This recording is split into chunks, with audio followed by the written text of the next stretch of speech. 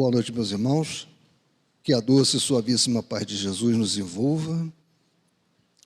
Que Abel Sebastião de Almeida, Cilo Gomes Valente, demais obreiros da espiritualidade que atuam na nossa casa, estejam aqui nos intuindo, nos amparando, nos dando as condições necessárias para a primeira parte dos nossos trabalhos, onde ouviremos o nosso irmão José Soares, do Centro Espírita Leon Denis, que irá nos brindar com o estudo da noite de hoje, tema evangélico, capítulo 2, do Evangelho segundo o Espiritismo, e também para os trabalhos da segunda parte, que serão os nossos trabalhos de paz. Então, vamos prestar, nesse momento, antes de ingressarmos na palestra propriamente dita do nosso irmão, não podemos esquecer do preparo do nosso ambiente, da nossa ambientação. E eu peço à nossa irmã Marise que faça a leitura da página selecionada para a noite de hoje. Aqui, por favor.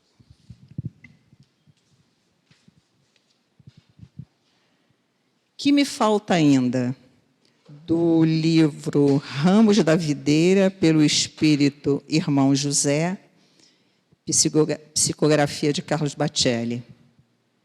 Tendo, porém, o jovem ouvido esta palavra, retirou-se triste, por ser dono de muitas propriedades. Mateus, capítulo 19, versículo 22.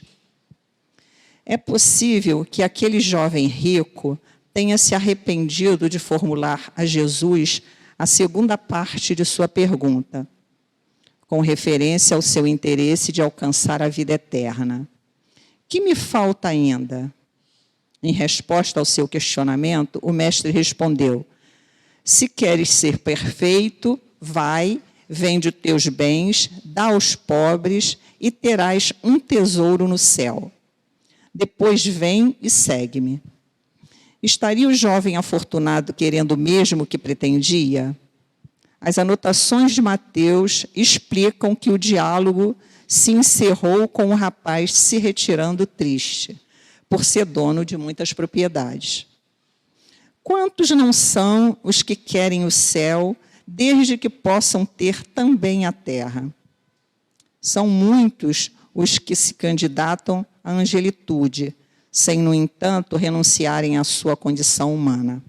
Em verdade, aquele rapaz aparentava ser dono de muitas propriedades, mas, em última análise, ao invés de possuí-las, era possuído por elas, posto que o seu exagerado apego à riqueza de senhor o convertera em escravo dos bens transitórios da existência. Certamente, deve ter ele refletido depois, melhor que não tivesse se aprofundado tanto no seu interesse pela verdade, que ficasse apenas com o que o Senhor lhe dissera: se queres, porém, entrar na vida, guarda os mandamentos. Os mandamentos na terra clamam por maiores revelações da vida espiritual, mas estariam eles, de fato, preparados para uma luz mais intensa?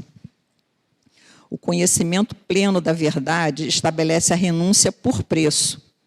Estariam os homens dispostos a ceder no que são, abrindo mão de arraigados pontos de vista, flexibilizando o pensamento e abandonando as trincheiras do preconceito e do fanatismo? Se não estás preparado para ouvir, não perguntes além do que possas saber. O jovem rico do Evangelho não logrou seguir a Jesus de imediato. Todavia, daquela hora em diante, nunca mais saberia o que é ter tranquilidade. Com certeza, não descansaria nos séculos futuros, até que se visse completamente despojado de todos os seus vínculos com os interesses mundanos. Bom estudo a todos.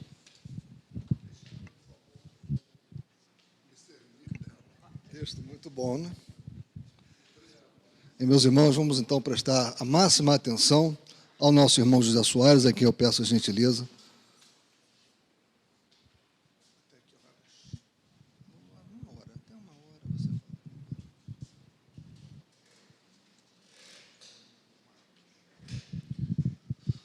Muito boa noite, a todos os nossos irmãos encarnados e desencarnados presentes ao Centro Espírita Abel Sebastião de Almeida.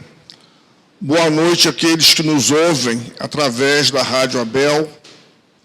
Sejam nossas primeiras palavras agradecimento a Deus. Agradecimento por estarmos reunidos, por estarmos vencendo as intempéries, reabrirmos o espaço físico da nossa casa espírita, porque nunca foi fechado. Elas continuam online 24 horas, como grandes hospitais que são. Então, a gente agradece. Agradecemos também o convite, e é com muita alegria que a gente retorna.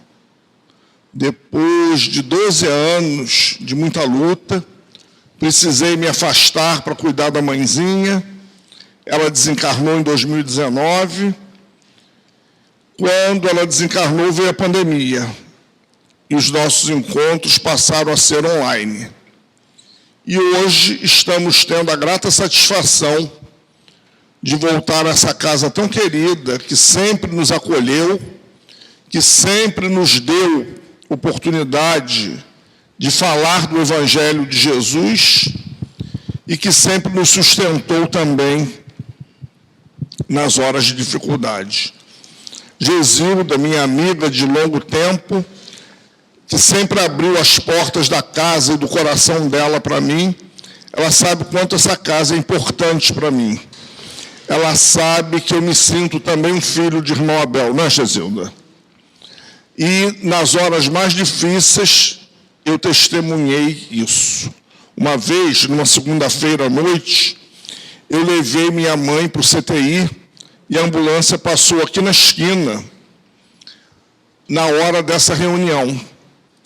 E, mesmo pedindo ao doutor Erma, o diretor espiritual da nossa casa de Leon Denis, eu pedi também ao irmão Abel que ele me sustentasse naquele momento. E o sustento dessa casa nunca me faltou. Então, agora nós vamos trabalhar em cima do Evangelho segundo o Espiritismo, como é feito nesta casa há décadas, todas as segundas-feiras, e todas as casas espíritas sérias, nós estudamos a codificação, chegamos ao final da obra, voltamos, descobrimos que não sabemos nada, e voltamos, e voltamos, e voltamos, para que a gente possa sedimentar esse conhecimento, para que a gente possa testemunhá-lo. Essa página do irmão José, como tudo que ele escreve, ela tem um significado muito forte. Nós também fomos até Jesus um dia. Nós também fomos que nem um garoto rico, perguntar a ele o que queres de mim. E quando ele disse, deixa tudo que tens e segue-me, nos causou assim um determinado impacto, porque a lição tem um sentido figurado. Jesus testava aquele garoto naquele momento. E nós vamos ver com essa lição, do ponto de vista, que nós somos homens e mulheres no mundo, não do mundo, no mundo, espíritos encarnados que somos, e trazemos algumas necessidades. O altivo, o nosso querido presidente, fundador do Centro Espírita Leon Denis, amigo de Gesilda, amigo desta casa, até 2006, quando ele partiu, ele ocupou essa tribuna durante décadas. Altivo falava dessa lição com muito carinho. Ele dizia o ponto de vista, ele deve ser estudado constantemente pelo espírita.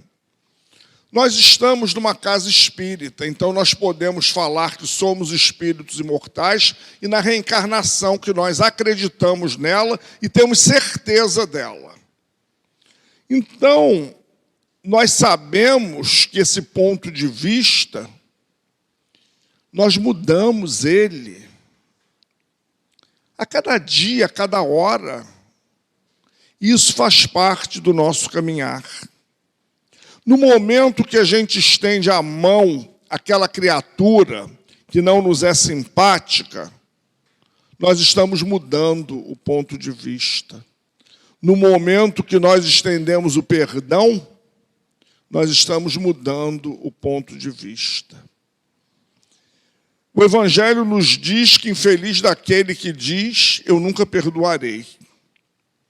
E nós sabemos, nesta longa trajetória do espírito imortal, que nós um dia seremos espíritos puros, conforme está lá na escala espírita de O Livro dos Espíritos, na questão 100. Nós sabemos que nós somos mutantes e que nós temos a capacidade de ser diferentes.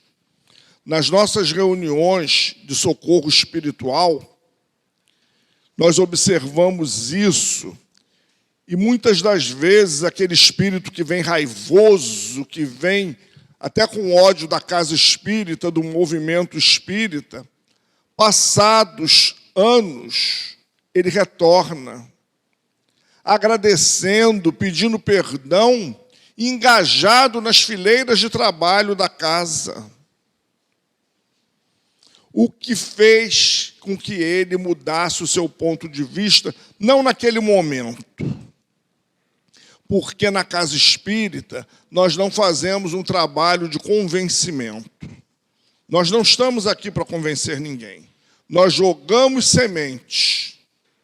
E conforme a parábola do semeador, somos todos semeadores, somos todos formadores de opinião, somos todos influenciadores e influenciáveis. Os terrenos vão ser propícios ou não. Mas um dia, toda semente que Jesus lançou, ela será plantada em nossos corações. Então, o ponto de vista nos dá uma ideia clara e precisa da vida futura. Volto a dizer, nós estamos na casa espírita, nós estamos num centro espírita, numa sessão espírita. Muito à vontade para falarmos de espírito, de perispírito, de relações entre os espíritos, de reencarnação, de que não acreditamos na morte, porque são os conceitos que nós nos apoiamos. Deus, a pré-existência da alma, a sobrevivência da alma, a comunicabilidade dos espíritos e a pluralidade das existências e dos mundos habitados. Vamos entrar daqui a pouco no capítulo 3, há muitas moradas na casa de meu pai. Se nós acompanharmos a didática do Evangelho, porque Kardec é didático, Kardec é um pedagogo, ele traz as ideias dos espíritos organizadas num estudo dirigido. Então, essa mudança de ponto de vista, à luz da doutrina espírita, ela nos dá uma ideia clara e precisa da vida futura. Ela vai ser um fator seguro, facilitador da nossa moralização. Ora, eu não vou morrer. O meu corpo vai se findar, vai a óbito, no jargão médico, por cessação das atividades, mas eu não sou um corpo, eu sou um espírito que tem corpo. E eu vou prosseguir.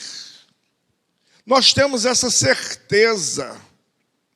Nós lidamos com isso no nosso dia a dia. Nesses momentos de pandemia, em que nós fechamos as portas físicas da casa espírita, em que nós repaginamos a casa espírita, porque nós levamos a casa espírita aos lares, através das redes, dos canais sociais. Olha a tecnologia, olha a inteligência que pertence ao espírito, utilizada para o bem.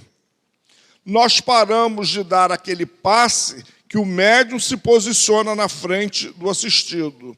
Nós paramos de fazer as reuniões de intercâmbio com o plano espiritual, mas nós não paramos de consolar, nós não paramos de evangelizar, nós não paramos de chamar as pessoas para uma sintonia com o plano espiritual sem que o médium precisasse colocar as mãos diante dela. Então, nós oferecemos ao nosso público um outro formato de centro espírita que nós, médiuns, trabalhadores, já conhecemos de longa data. Ele nunca foi diferente para nós. Mas eu fico pensando assim, gente, quando eu vou gravar minhas lives, eu estou trazendo um centro espírita para dentro da minha casa. Eu estou sintonizando com o meu mentor espiritual, com o diretor espiritual da minha casa espírita, com o diretor espiritual da outra casa espírita que eu vou atender, ou da minha própria casa, muitas vezes até do Abel Sebastião de Almeida. Naquele momento, eu estou fazendo um recolhimento e não estamos deixando de atender ao nosso público-alvo. Não estamos deixando de consolar, abrimos canais de atendimento fraterno. Só não tivemos o contato físico. Aquelas pessoas que ainda não entendem, dizem assim, lá no Leon Denis, não tem passe. Essa história de passe que o médium não chega aqui perto, isso não serve para mim, não. Quando voltar, o passe eu venho. Isso aqui está diferente, eu não quero ficar aqui, não. É um direito de cada um. É um direito. Eu hoje atendi uma ligação lá no centro, que o homem disse assim para mim, o senhor sabe onde tem um centro espírita perto da minha casa? Eu disse, eu não sei onde o senhor mora. Aí ele me disse a cidade aqui do Rio. Ele disse assim, mas sapateado eu não quero. Eu disse, como, senhor? Sapateado? Eu não conheço essa modalidade dentro da doutrina espírita. Ele disse, não, o senhor não entendeu. Eu digo, não, o senhor que não se fez claro. É macumba, que aquele povo dança, sapateia. Eu disse, em primeiro lugar, vamos respeitar a crença alheia, o jeito de ser do outro. Em segundo, o senhor vai entrar no site da CERJ e vai ver o centro mais próximo da sua casa. Não, porque se eu quisesse sapateado, tem no outro quarteirão da minha casa. Eu disse, senhor, o que eu podia fazer pelo senhor, eu já fiz. Porque ele queria ficar alimentando e que eu criticasse e que eu debochasse. Eu não ia me prestar um papel desses. Porque você não sabe quem está ali e o trabalho que está fazendo. De repente, um daqueles médios tem mais moralidade, tem mais evolução espiritual do que eu que estou falando aqui.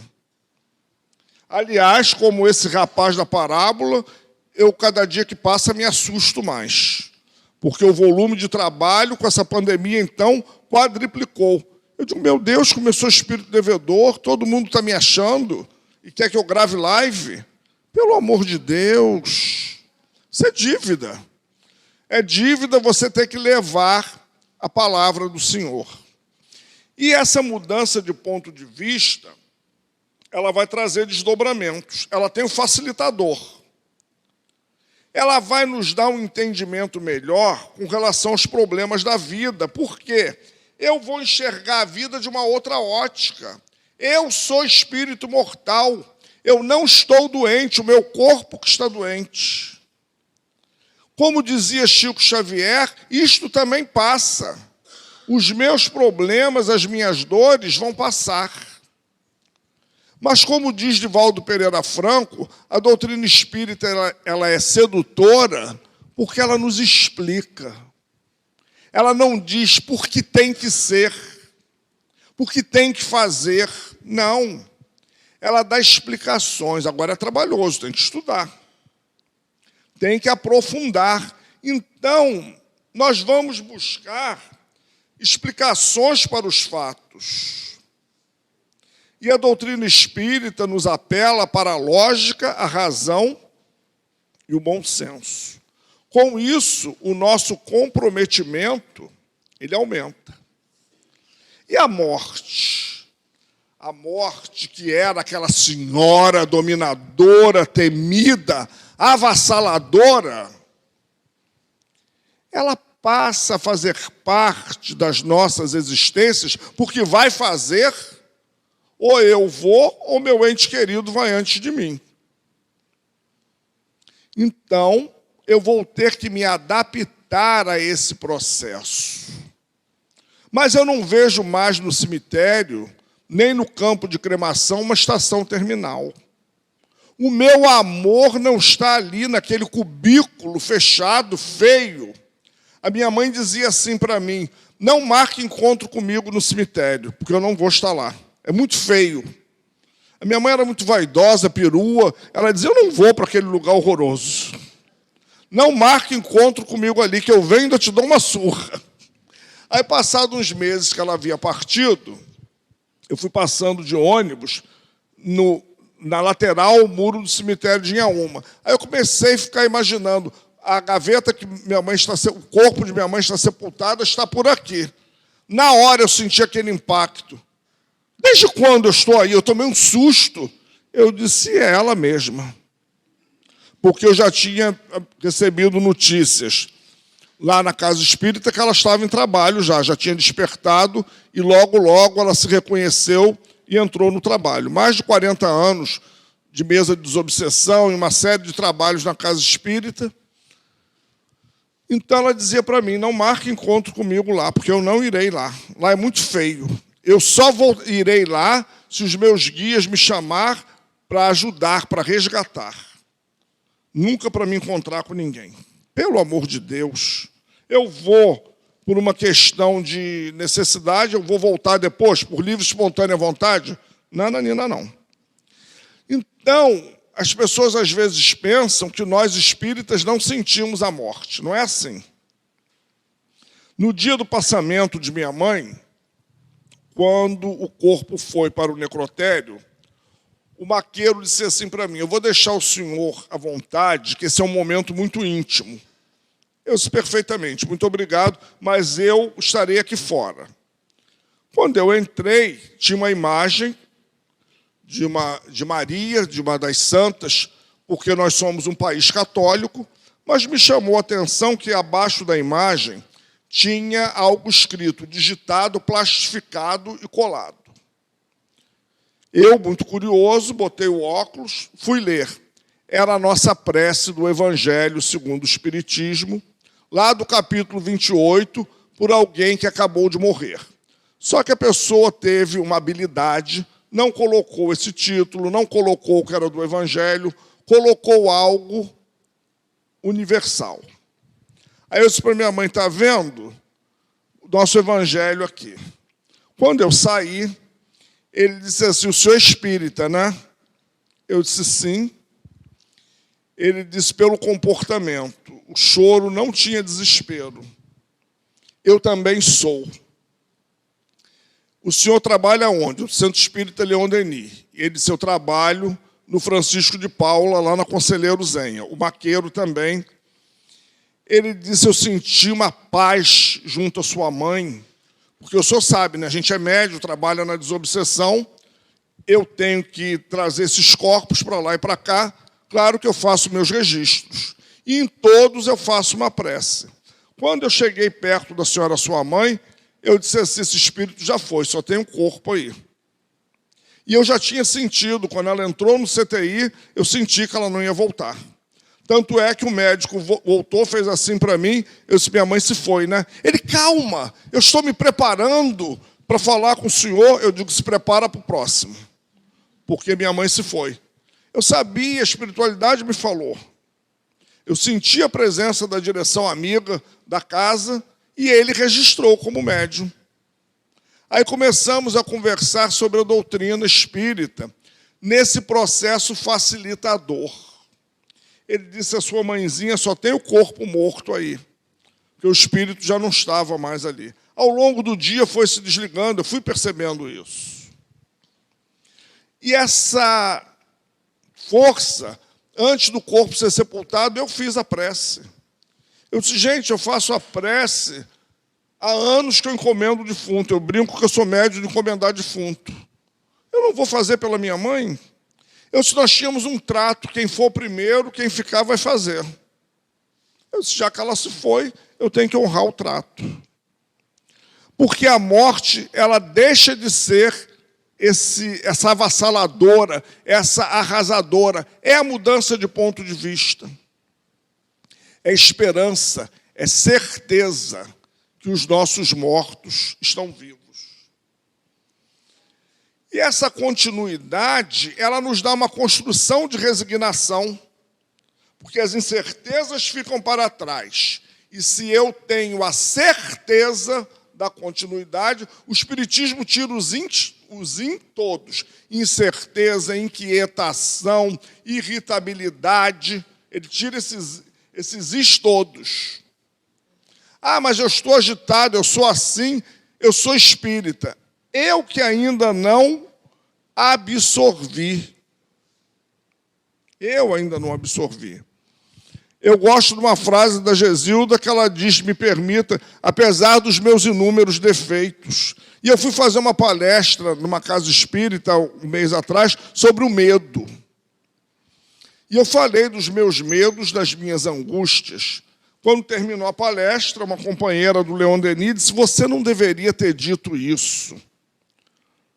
Eu disse, por quê? Você só teve medo do escuro e do bicho-papão? Eu me coloquei igual, como eu sempre me coloco na tribuna. Eu não sou melhor do que os outros. Eu tenho as minhas dificuldades, que não são poucas nem pequenas. Por isso que eu estou na casa espírita. Doutor Erma, o nosso Abel Sebastião de Almeida, lá do Leon Denis, ele diz, assistidos somos todos nós. Ele se inclui. Ele diz, vocês pensam que assistido é o que leva a bolsa de compras, é o que a gente encaminha para a obra social. A diferença entre vocês e eles é o traje, a condução própria que muitas vezes vocês têm, ou vocês pagam aqueles carros de aluguel, se vestem melhor, só isso. Tem espírito mais elevado do que vocês ali. Assistido é ele, é você, e sou eu também. Porque o médico é um só, Jesus. Então, nós vamos mudando. Eu sou assistido da casa espírita. Sou médium, sou expositor de doutrina espírita, trabalho na desobsessão, dou passe, sim. Mas eu também venho pedir, eu também venho buscar, eu também venho mergulhar nesse fluido, porque eu preciso dele para enfrentar o mundo lá fora, que machuca, que tem determinadas atitudes que eu, às vezes, não aceito. Eu tenho os meus momentos de intemperança. A diferença é que depois você para e pensa. Como diz um dos nossos instrutores lá da casa, o irmão Antônio de Aquino, para, pensa, analisa e decide. Primeiro você tem que parar, se asserenar. Pensa, analisa, depois você toma a decisão. Toda decisão tomada no calor da ira, ela é horrorosa. E as consequências também, porque a vida é feita de escolhas. Escolha tem consequência. Escolha tem desdobramento. Nós sempre voltaremos ao mesmo lugar onde cometemos as iniquidades. Nós encontraremos no núcleo família e no núcleo mais próximo todos aqueles espíritos que nós, de alguma forma, maltratamos, desprezamos, deixamos de lado. Eles voltam e são cobradores incríveis. E vêm com o nome de filho, muitas vezes, de mãe, de irmão, e cobra a nossa atenção, cobra o nosso amor. Como dizia um amigo meu, a gente abandonou nas rodas aí das santas casas esses espíritos, optamos pela orgia, pela sensualidade. Eles estão cobrando, voltaram. Olha eu aqui de novo. Oi. Você agora é minha mãe, né? Não vale nada. Eu vim acertar contigo. Porque o maior trabalho de desobsessão é feito na família. Quando os espíritos não se acertam na mesa mediúnica, reencarnação põe junto, bota ele para chamá-la de mãe, bota para chamar de pai, de filho, que eles vão se chocar tanto que eles vão acabar se encontrando. Por isso as nossas relações difíceis no âmbito familiar. Mas vem também os nossos amores, para dar uma força, para ajudar. Vem aquele pai querido, aquela mãe, aquele irmão inseparável, para nos dar sustentação. Porque Deus é misericordioso. Deus não é carrasco. E a mudança de ponto de vista, ela vai se dilatando. Quanto mais nós temos a certeza de que somos espíritos imortais, aumentam as nossas responsabilidades, aumentam os nossos comprometimentos, mas também nós aceleramos o progresso, porque nós somos filhos do progresso. Então, conforme Kardec ensina lá na teoria da presciência, na Gênese, quando nós vamos subindo uma montanha, quanto mais nós subimos, a visão aqui de baixo fica mais ampla. Mas também as pessoas ficam pequenininhas, os carros ficam pequenininhos, e nós vamos valorizando a beleza que está à nossa volta. Então, nós subimos uma montanha chamada progresso, única, pessoal e intransferível. Nós caminhamos, cantamos algumas vezes e outras choramos.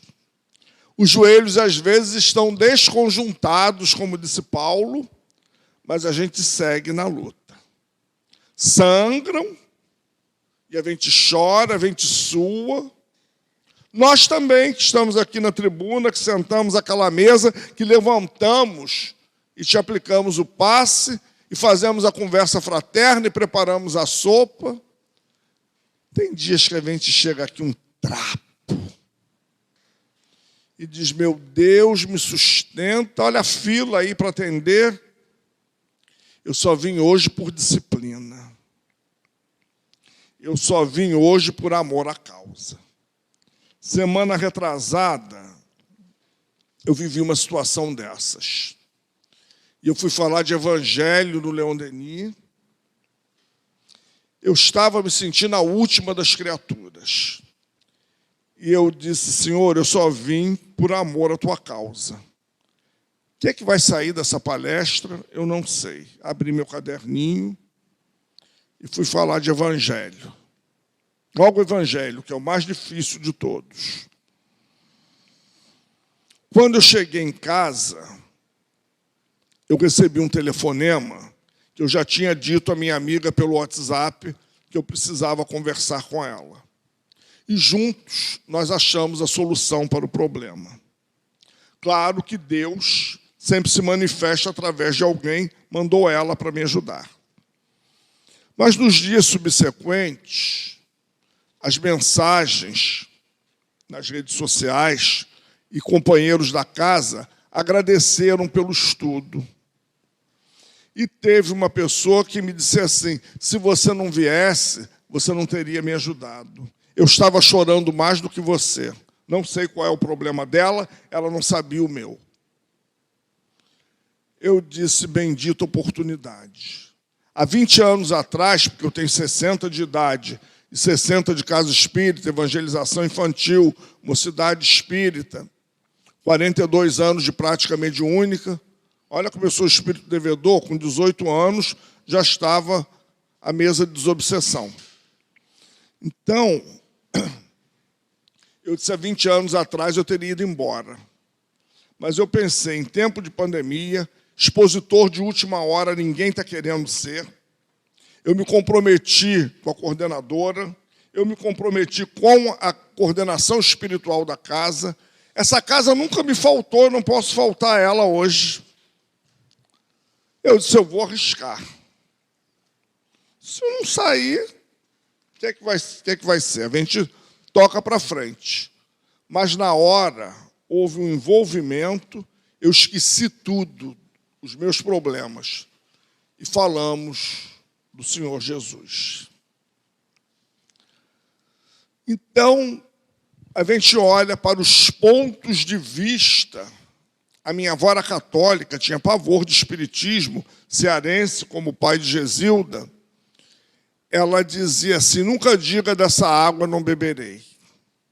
Não cospe para o alto não, que cai em você. Então, você não pode dizer eu não vou fazer. Até porque a lei é progresso, conforme está lá no Livro dos Espíritos. Se eu não progredir, a lei de Deus cria mecanismos. E o progresso passa como uma carruagem, conforme está lá no Livro dos Espíritos. Eu querendo, você querendo ou não querendo, apesar de mim, de você, de nós, o progresso se faz. Então, nós mudamos a concepção de vida. Não precisa ir muito longe, com a idade que nós temos hoje, a gente diz assim: quanta coisa eu mudei, quanta coisa eu fazia quando eu era mais jovem. Em termos físicos, nem se fala, que não faz mesmo. Mas em termos de postura, que a gente dizia assim: eu nunca vou fazer isso. Eu tinha uma dirigente na casa espírita que eu a considerava como uma avó. E ela dizia assim para mim: eu também era apimentada que nem você. A vida me quebrou. A ardência foi toda embora. Apanhei tanto, bati muito também. Mas apanhei tanto que estou aqui. Não sou mais aquela que fazia, acontecia. Não dá mais. Vai acontecer isso com você. Ela me falou isso saindo do centro, nas cercanias do Centro Miguel, que Gesilda conhece muito bem. Ali pela Rua Glaziú, saía aquele grupo de médios das cercanias, e ela disse: você está muito apimentado. Eu olho para você e me vejo, com 20 anos, com 25. Eu chamava o outro para a briga, enfrentava o cara. E agora? Essa pimenta toda acaba, essa ardência fica depois um dedinho de moça, só dá o cheiro. É ou não é a mudança de ponto de vista? Então, gente, nós somos encarnados, nós temos o direito de ser feliz, de melhorar as condições à nossa volta. Ontem, eu participei de um seminário online, lá no Leon Denis. Não tinha muito a ver com o assunto, não, mas a companheira fez um questionamento. O seguinte: por que não pode haver sensualidade? Qual o problema da sensualidade? E nós dissemos a ela: nenhum. A sensualidade existe até no reino animal. O pássaro se empavona, coloca aquele pelo todo para atrair a sua fêmea. Lei de reprodução está dentro da lei moral, está lá no Livro dos Espíritos, nas leis morais. Sexo não tem nada de equivocado. É a maneira, é o uso, é a promiscuidade. É isso que é o problema. Agora, a sensualidade está na própria natureza de espíritos do nosso próprio grau. Até para que a gente atraia o outro nos atraia e a gente desenvolva uma relação, tem a sensualidade. Agora, você usa a sua sensualidade para atrair uma outra pessoa desimpedida como você, não tem o menor problema. Agora, ele é um chefe de família, ela é uma mulher casada, e você vai destruir um lar. Essa sensualidade é criminosa, porque ela está com desvio de função. Por que não buscar alguém que esteja na mesma linha que você, sem o compromisso com outra pessoa? Então, a sensualidade, ela não é problema. O sexo não é problema. É o uso que a gente faz dele. O mecanismo que a gente usa. Quantas pessoas estão vendendo seus corpos? Estão fazendo sexo por dinheiro ou por interesses, para manter um cargo numa empresa, para manter alguns luxos. Aí é uma sensualidade desviada. Mas é problema da criatura com o Criador. Mas a sensualidade em si não tem problema nenhum. Ela faz parte da nossa natureza. A gente gostar de se arrumar, de botar uma boa roupa, um bom perfume, você comprou com dinheiro honesto do seu trabalho, ou você ganhou de um amigo, de um parente, de um familiar, seu aniversário, ou lá o que seja, qual é o problema? Nenhum. Agora, se você faz um merchandising do seu corpo, se você usa, porque a pessoa às vezes não tem uma beleza física, mas ela tem sensualidade, ela tem talento, ela tem uma efervescência, ela tem um olhar, ela tem algo que ela desperta a sexualidade alheia. E se ela não tiver cuidado, ela pode se envolver com 1, 2, 3, 4, 5, e daí criar problemas para alguém e, sobretudo, para si mesmo. Eu tenho um amigo que já está no plano espiritual, que ele dizia assim, eu não vou destruir o lar de ninguém, eu já sou tão devedor, espírita, palestrante, faço 1000 trabalhos na casa espírita, olha como eu sou devedor. Eu ainda vou destruir o lar de alguém? Eu ainda vou me envolver com uma pessoa que tem uma relação e eu ser a terceira via? Pelo amor de Deus, eu prefiro cair duro aqui e desencarnar. E mesmo sem fazer isso, desencarnou com 48 anos, era hora de voltar. Mas essas mudanças a gente vai ganhando no dia a dia, porque espiritismo é também uma pauta de educação. A casa espírita é uma escola, é um hospital, é escola no momento em que nós fazemos reuniões desse tipo. Mas a escola e o hospital estão juntas, porque a espiritualidade está aqui, está trabalhando os bastidores de uma reunião, está lá no livro dos médiuns, no capítulo do Laboratório do Mundo Invisível. Tem espíritos agora registrando os nossos pensamentos, desfazendo ligações negativas, acolhendo outros espíritos que nos acompanham ou que estão naqueles nomes que a gente colocou na caixa ou nas redes sociais, como o Dionísio pediu, mas que está na nossa mente.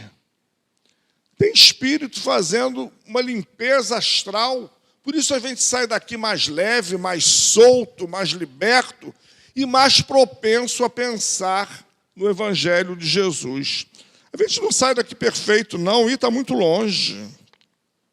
Sai, às vezes, cheio de planos, chegou ali na esquina, levou uma fechada, falou todo aquele repertório de palavrões que sabia. Eu não vou fazer mais nada, não. Deixa esse Evangelho para depois. A gente adia situações. É típico ainda da nossa evolução, mas a gente recomeça sempre. Assim como a gente recomeça a cada dia, a gente também recomeça como espírito, repensa, e a gente olha e diz assim, eu já mudei. Fulano na minha casa. Gente, há 10 anos atrás eu nem olhava para aquela cara. E aquele parente que eu tinha horror. Agora eu já consigo me relacionar. Às vezes é preciso até um momento de dificuldade para o outro reconhecer uma qualidade em você. Mas bendita oportunidade, antes tarde do que nunca. Reconciliar com o teu inimigo enquanto está a caminho. E esse reconciliar não é você abraçar ele e dizer, oi, querido, eu amo você. Mentira, não ama, não. mas você está disposto a quebrar uma barreira. Você não vai amá-lo nem tratá-lo como você trata o seu amigo querido. Mas você vai desfazer parte daquela confusão. Isso é mudança de ponto de vista, isso é iniciativa de perdão. E a gente, sem perceber, a gente vai tomando atitudes dessa natureza. A casa espírita, ainda diante das suas múltiplas tarefas, ela nos oferece um exercício ao bem. Vamos preparar uma sopa para distribuir, vamos encher bolsas, vamos fazer um almoço fraternal agora em maio, pensando no Natal. Isso é movimento. Isso me tira da zona de conforto. O meu filho tem, o meu neto tem, o meu afilhado tem, mas o filho da dona Chiquinha não tem. Então eu vou me juntar a outras pessoas e vou fazer. A casa espírita, ela é um leque e não pede pré-requisitos. Vem todo mundo, porque se tivesse uma placa ali fora, elas nem existiriam.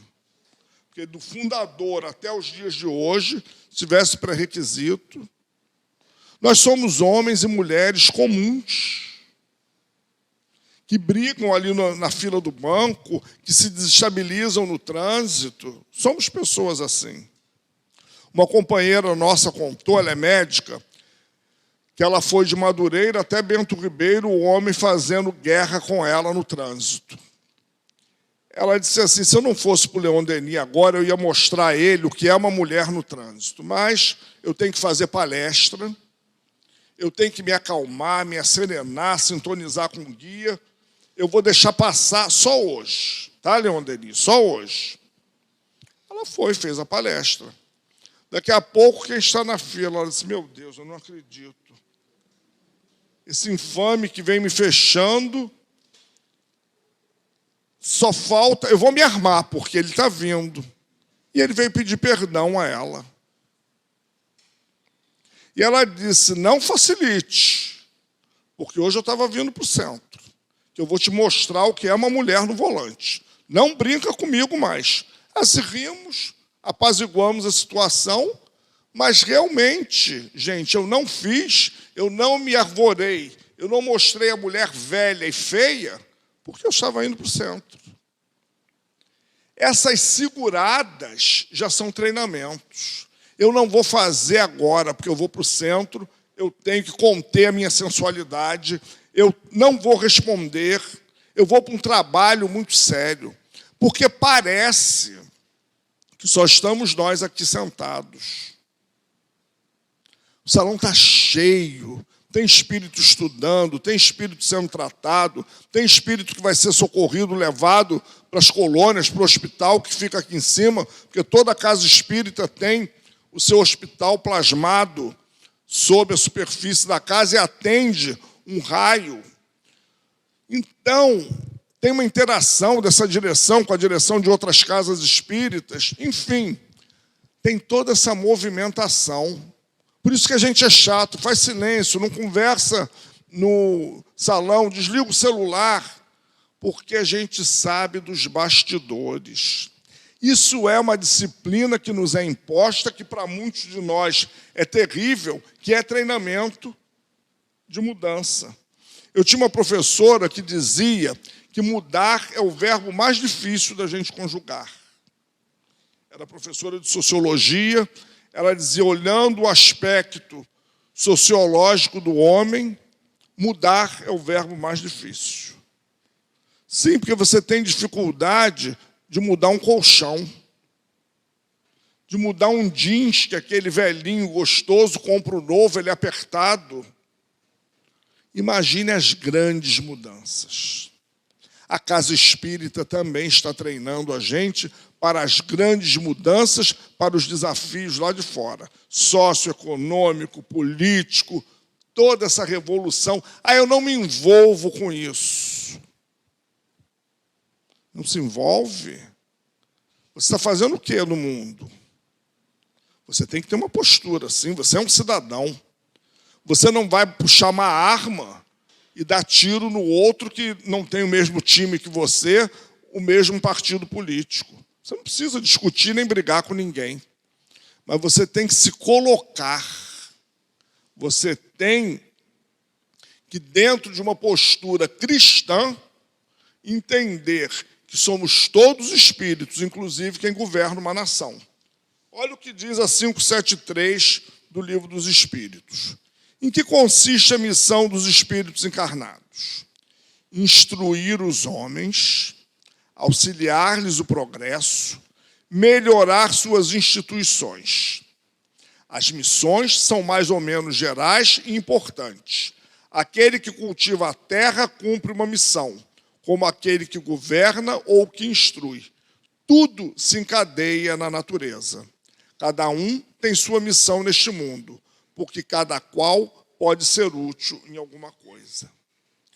Missionário, eu não sou missionário, eu não sou Teresa de Calcutá, eu não sou Dulce, eu não sou Francisco de Assis, Francisco Xavier. Todo mundo sabe.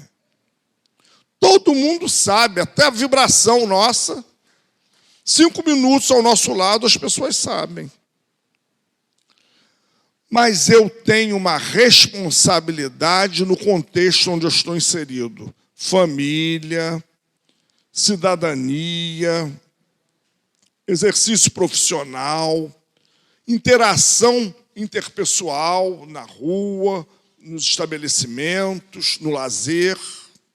Até no lazer eu tenho comprometimento. A gente observa que o esporte tem regras.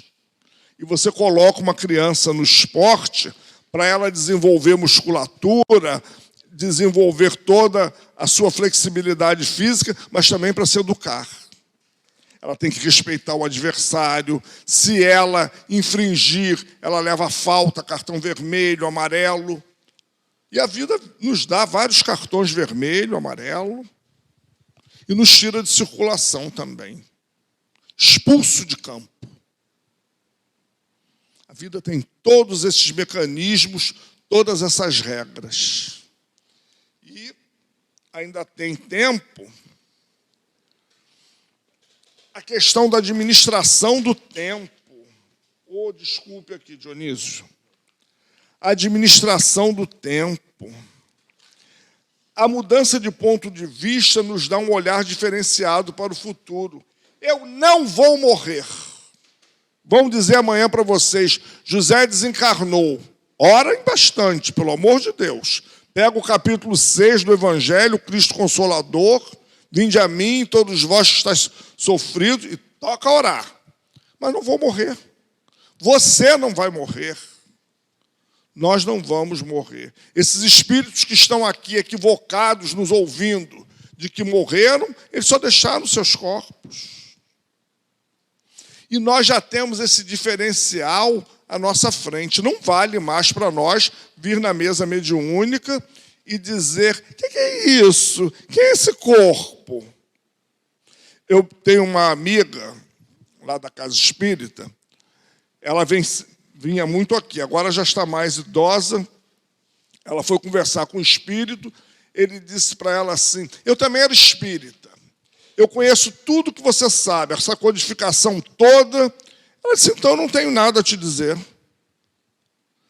Você conhece tudo, você sabe, você é meu irmão de fé. Eu não sei o que te dizer.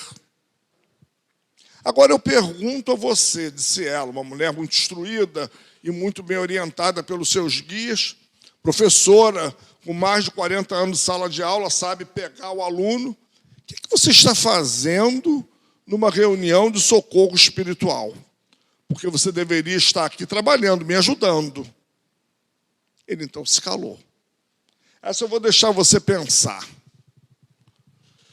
Passados uns minutos, ela volta ao espírito e vem todo um rosário de reclamações, não aproveitou, etc. Ele sabia que era um espírito fora da matéria, mas ele estava totalmente perdido, ele precisou ser socorrido levado à instituição, coisa que a gente já deve procurar o caminho. 60 anos de casa espírita, já pensou ficar? Onde é que está? Não, tem que ter um simancol, né? Uma companheira nossa, foi até engraçado, ela desencarnou e ela estava muito triste e querendo falar com o doutor Erma. Ele veio. O que está acontecendo? Ela disse, desencarnei. Ele disse, eu sei, fui eu que fiz o desligamento. Aí, ela disse, agora? Ele disse, vamos trabalhar. E foi andando.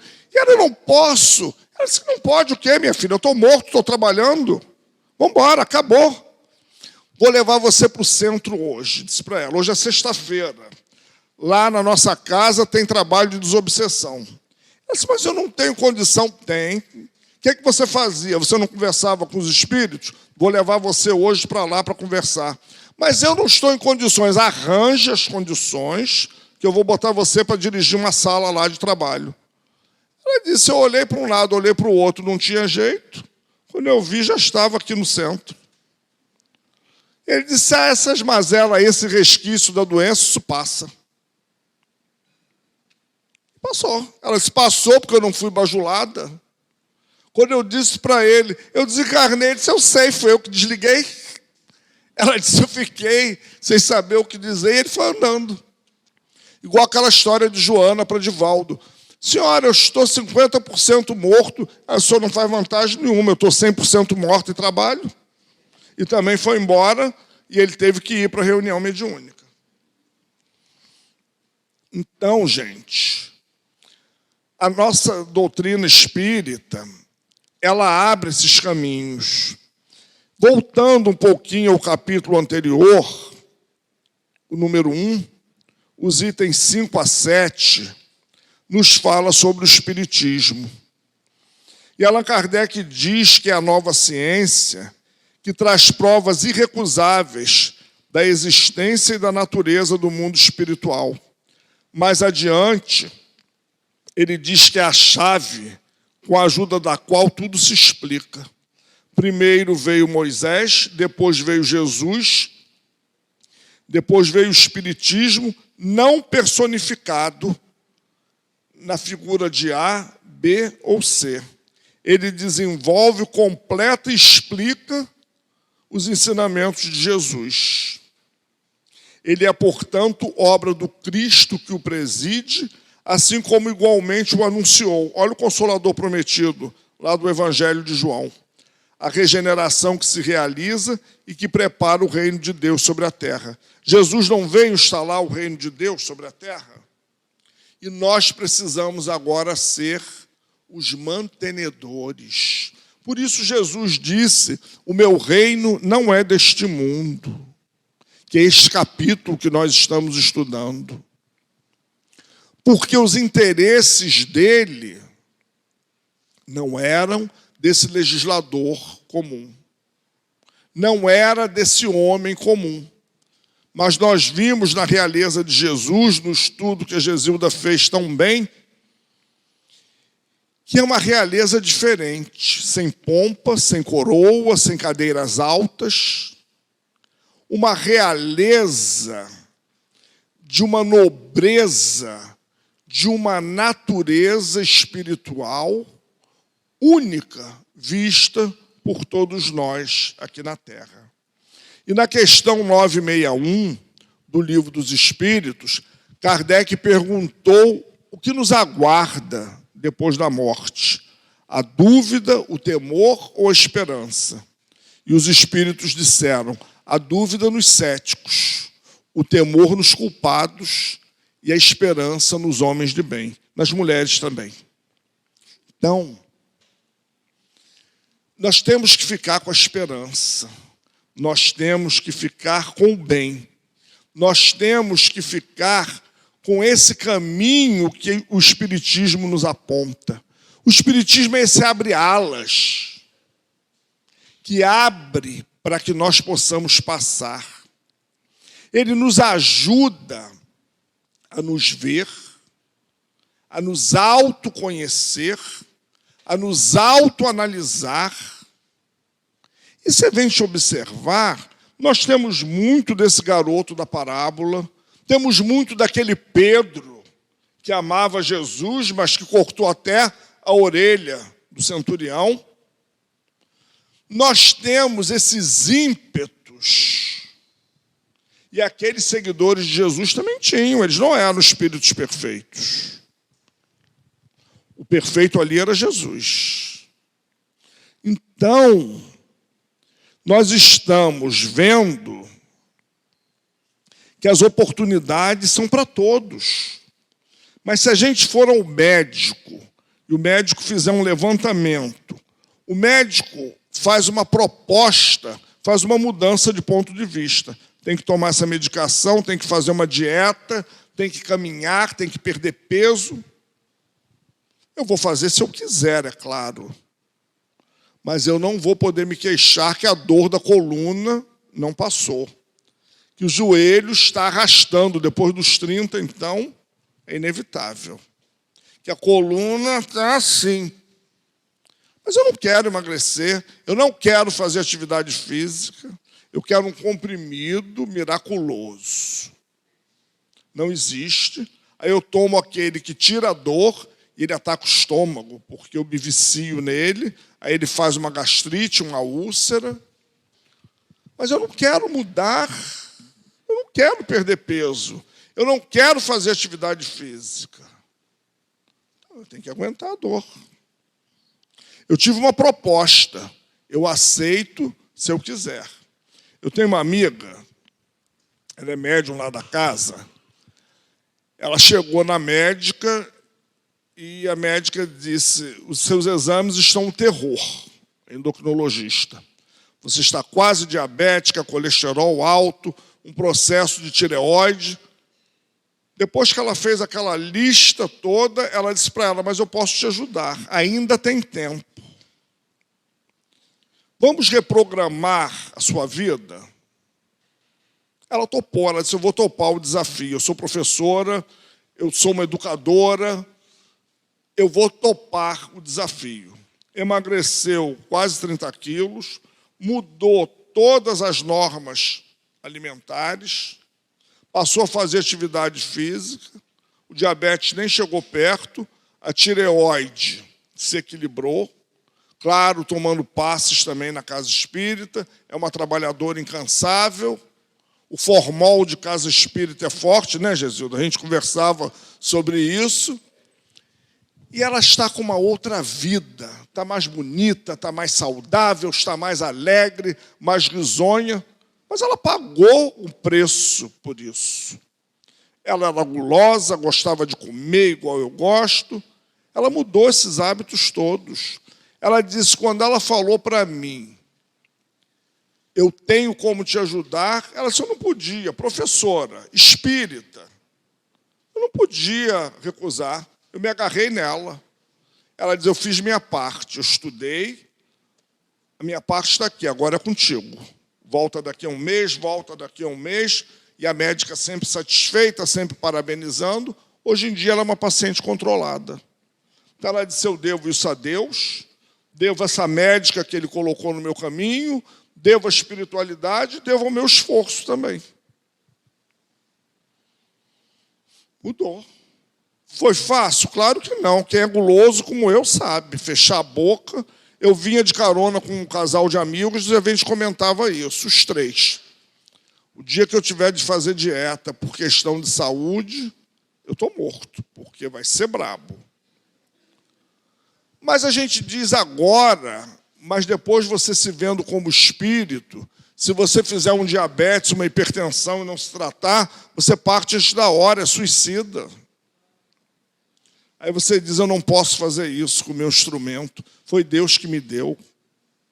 Foi papai e mamãe que montaram, mas com a permissão de Deus.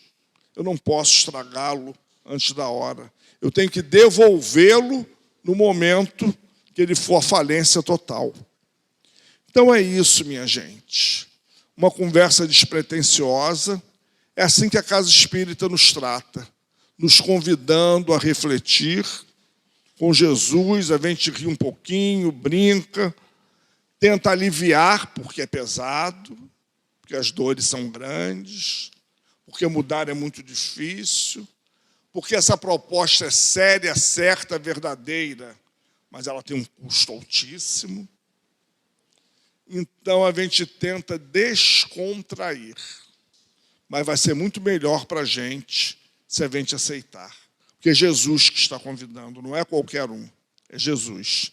Que Ele nos abençoe, que Ele abençoe esta casa, que é um ponto de luz, que é um posto de socorro e é um posto que nos abriga também. Que a gente saiba honrá-lo, dignificá-lo e pedir a Deus nas nossas orações que sustente esses guias, esses médiuns, esses trabalhadores, para daqui a 20, 30, 50 anos, a gente voltar aqui como espírito desencarnado, que não vamos estar nesse corpo, mas ver o trabalho continuar, porque ele não é do José, não é da Gesilda, não é do Dionísio, ele é da espiritualidade. E nós estamos aqui de passagem, agradecendo muito essa passagem, agradecendo muito ter encontrado Evangelho e doutrina espírita em nossas vidas. Bendita a doutrina espírita, que Jesus nos abençoe. Muito obrigado.